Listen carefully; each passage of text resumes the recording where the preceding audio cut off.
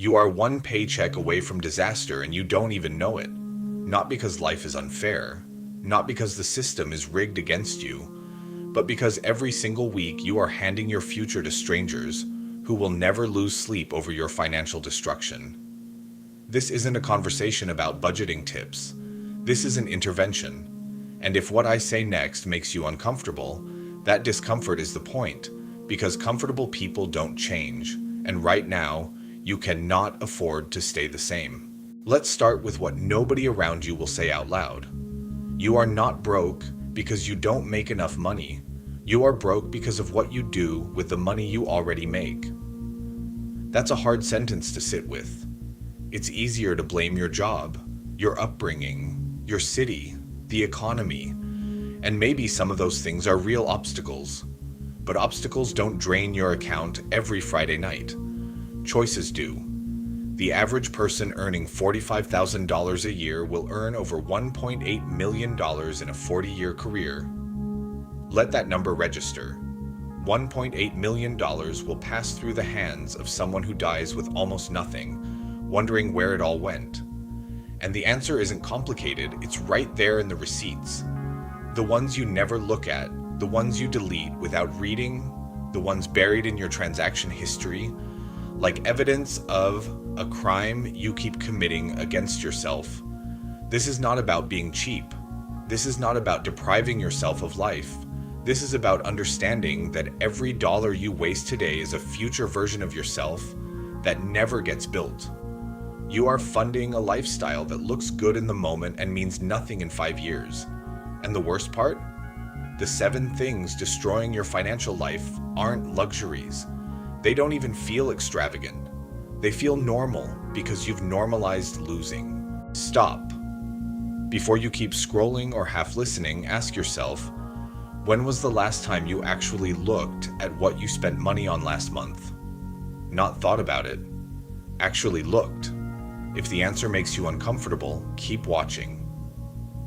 That discomfort is your first honest financial statement. Here's what happens when you keep doing what you're doing.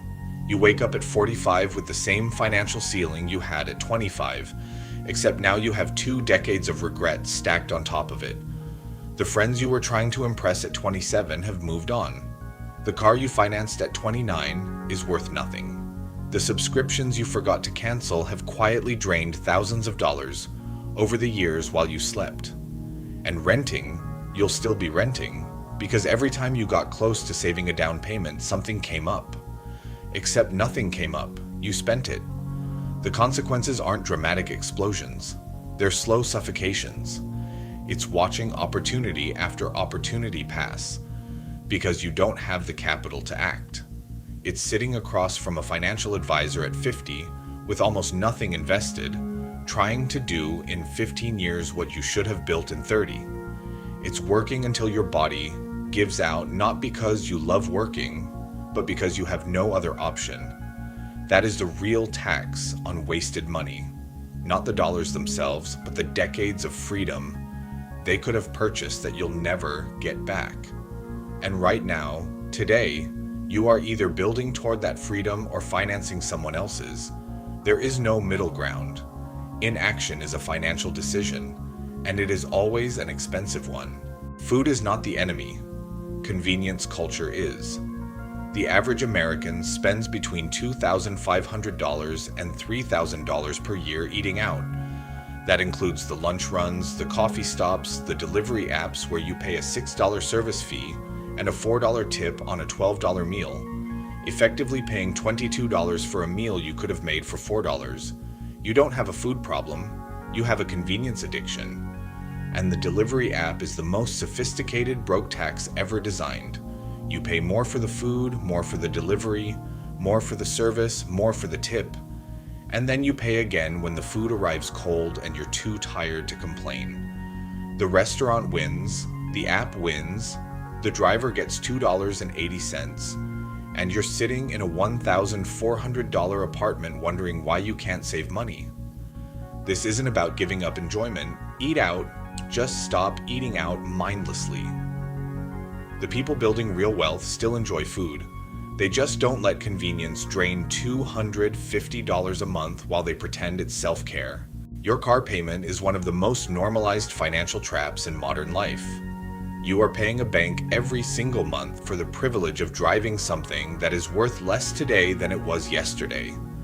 A $35,000 car at 7% interest over 60 months doesn't cost you $35,000. It costs you closer to $42,000. And by the time you finish paying, the car is worth maybe $16,000. You lost $26,000 in real wealth, not including insurance, gas, and maintenance, so you could sit in something with heated seats. Wealthy people understand one thing. Most broke people refuse to accept.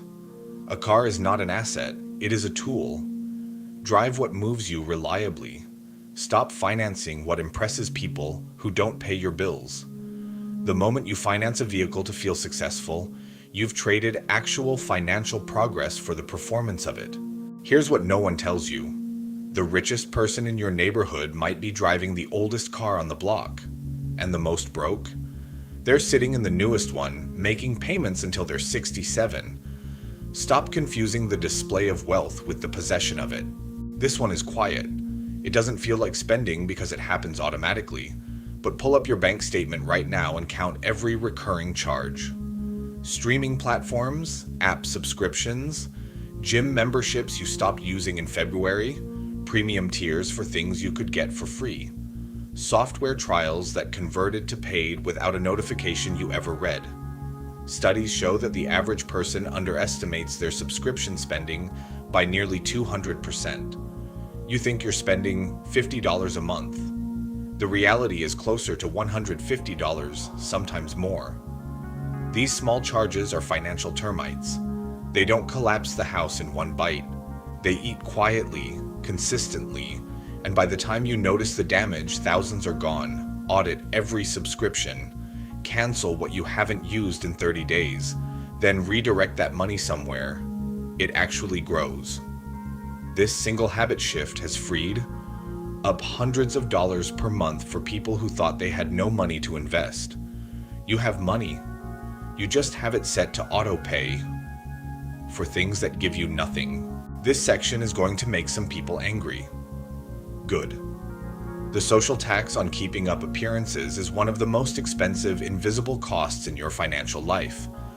Going out 3 weekends a month, drinks, cover charges, ride shares, late night food, costs the average person between $300 and $600 monthly. That's $3,600 to $7,200 a year spent on nights you partially remember, impressing people who are also broke, in venues that profit from your desire to belong. Nobody who built real wealth did it at the bar.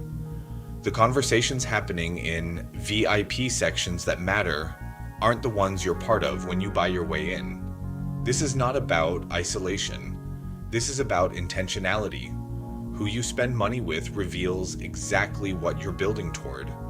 And if every social dollar you spend is going toward consumption with no return, you are not socializing. You are paying for the feeling of a life you haven't actually built yet. Here's the root of all 7 things. You are spending emotionally, not strategically. Every one of these money traps is tied to a feeling. The food delivery feels like relief. The car payment feels like success.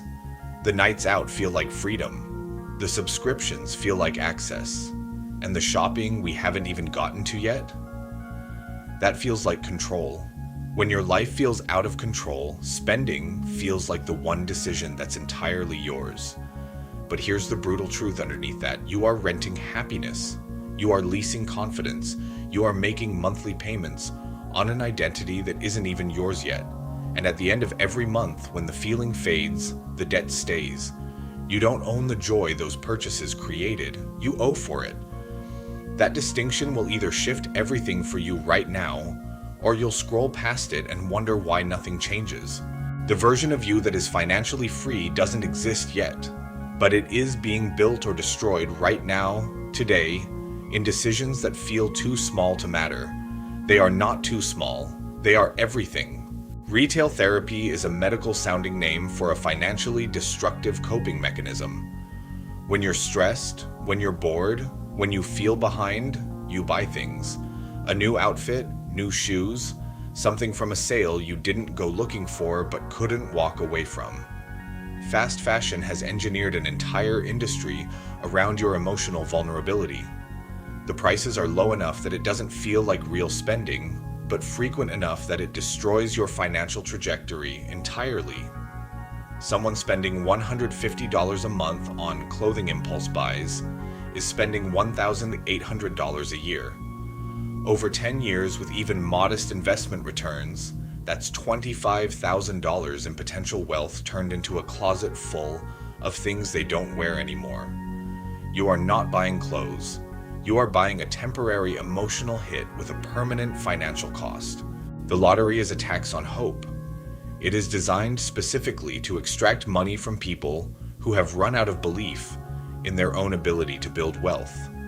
And the cruelest part of its design is this: the less money you have, the more appealing the jackpot looks. People in the lowest income brackets spend a disproportionate percentage of their earnings on lottery tickets, not because they're foolish, but because no one taught them that the real lottery is compound interest over time.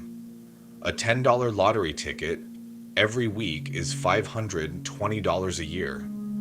Invested consistently over 30 years at an average return of 8%, that becomes over $65,000. You could win your own lottery, but it requires patience, and patience has never been marketed to you with flashing lights and a $400 million jackpot on a Tuesday night. The last one is the most expensive. Picking up tabs you can't afford, buying gifts to keep relationships, lending money to people who see your generosity as a resource to extract, upgrading your phone every year because you don't want people to see last year's model, wearing brands as armor because you haven't built enough internal confidence to walk into a room without external validation stamped across your chest. You are paying people to value you. And the darkest part of that transaction is that it never works. The people who respect you for what you spend will leave the moment you stop spending. The relationships built on your financial performance are not relationships. They are subscriptions, and they are far more expensive than anything on Netflix. Real respect is earned in silence, through results, through discipline that most people can't see until they can't ignore it anymore. Stop funding an audience. Start building a legacy. The first shift is this: stop thinking in purchases and start thinking in opportunity costs. Every dollar you spend is not just that dollar. It is every future dollar that dollar could have created. When you see a $200 impulse purchase, train your brain to see the $2,000 it could have been in 5 years. The purchase will feel different, not because you're depriving yourself, but because you finally understand the real price. The second shift: stop using spending as identity. You are not your car. You are not your sneakers. You are not the restaurant you eat at or the section you sit in. Identity built on consumption collapses the moment the money stops. Identity built on discipline, skill, and character compounds exactly like a well-managed investment. Build the second kind, and the first kind eventually takes care of itself. The third shift, and this one will restructure everything. Start treating your future self as a real person whose life depends on your decisions today. Because they exist, and right now, they are inheriting every choice you make. Every wasted dollar is a debt your future self will pay with lost options. Every invested dollar is a gift they will spend in freedom. You either take care of them now or burden them later. There is no third path. You have been watching this, and somewhere in the last few minutes, something landed. You felt it. Don't intellectualize that feeling. Don't nod along and close the tab and go back to the same behavior. The awareness you have right now is only useful if it moves you. Awareness without action is just expensive entertainment. Time is the only financial resource you cannot recover. You can earn more money, you can learn new skills, you can rebuild credit, change careers, move cities, start over. But you cannot get back the years you spent building nothing. Every year you delay, Building real financial discipline is a year of compound growth that disappears permanently, not delayed, gone. The person who starts investing and cutting waste at 25 and the person who starts at 35 don't just have a 10-year gap. They have a wealth gap that can stretch into hundreds of thousands of dollars by retirement. That is the real cost of the next year of doing nothing differently.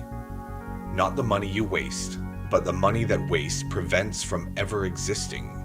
Here is who you actually are, underneath the bad habits. You are someone who watched this entire video because something in you is serious about change. You are someone who already knows most of what was said. Here is true. You are not the person who mindlessly swipes a card. You are not the sum of your worst financial decisions, but you have been living like you are. And that stops today, not because it's easy, not because change is comfortable, but because you have run out of excuses and you know it. The broke version of you had reasons. The version of you that gets built from this moment forward has results. Choose which one gets to define the next 5 years. Because both paths are available to you right now, and only one of them requires you to change what you do after you close this video. You don't need a new year. You don't need a Monday. You need a decision right here in this moment that today is the last day you fund your own financial destruction without a fight. Here is what you are going to do. Tonight, you are going to pull up your last 30 days of transactions and categorize every dollar. No judgment, just truth. You are going to identify the 3 biggest leaks, the 3 places where money leaves without building anything. And you are going to make one concrete change to each of them before this week ends. Not a plan to change, not a note in your phone you'll forget about. An actual change. Cancel 1 subscription. Cook 4 meals next week. Transfer $50, even just $50, into an account you don't touch. Small, real moves beat massive plans that never start. You don't need to fix everything tonight. You need to fix something, because something built on consistently becomes everything. The person you want to be financially is not waiting on more income. They are waiting on you to stop letting your money leave without your permission. Stop waiting. Start building. The time you think you have is already spending itself. Subscribe to my YouTube channel, Supreme Hustle. If you're serious about growth, don't miss tomorrow.